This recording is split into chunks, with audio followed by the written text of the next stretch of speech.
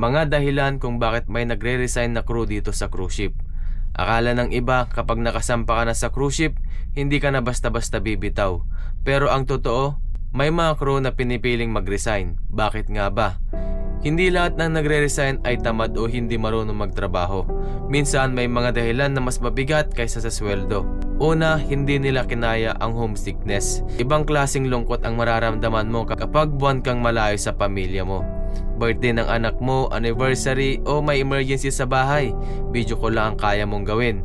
May mga pangarap na kayang ipagpaliban pero may mga pamilyang mahirap tiisin. Pangalawa, hindi kinaya ang trabaho. Sa cruise ship, mahabang working hours at minsan halos walang pahinga lalo na kapag busy ang itinerary. Kung hindi ka handa physically at mentally, pwedeng ma-burnout ka dito.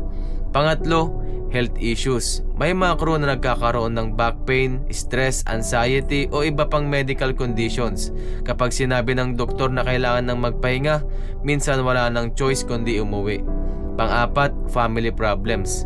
Kapag may malubhang sakit ang magulang, problema sa asawa o may anak na nangangailangan ng presence mo, may mga crew na pinipiling unahin ang pamilya kaysa sa kontrata. Panglima, hindi nila nagustuhan ang environment.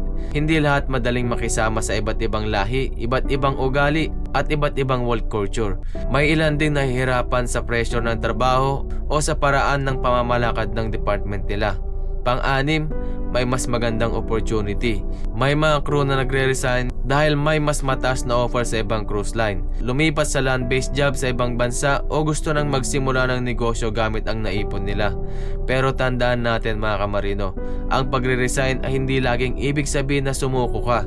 Minsan ito ay pagpili ng mas magandang direksyon para sa sarili at para sa pamilya mo. Ang importante, huwag kang magdesisyon dahil lang sa bugso ng emosyon. Kung pagod ka lang o may problema kang kayang solusyonan, pag-isipan mo muna ng mabuti. Pero kung naapektuhan na ang kalusugan mo, pamilya mo o kinabukasan mo, normal lang na timbangin kung ano ang mas makakabuti sa'yo. Tandaan natin mga kamarino, hindi lahat ng umaalis ay talunan at hindi rin lahat ng nananatili ay panalo. Ang tunay na tagumpay ay paggawa ng desisyong makakabuti sa kalusugan mo, sa pamilya mo at sa future na gusto mong buuin. Dahil sa dulo ng bawat kontrata, hindi lang sahod ang inuuwi natin, kundi mga aral na habang buhay nating dadalhin.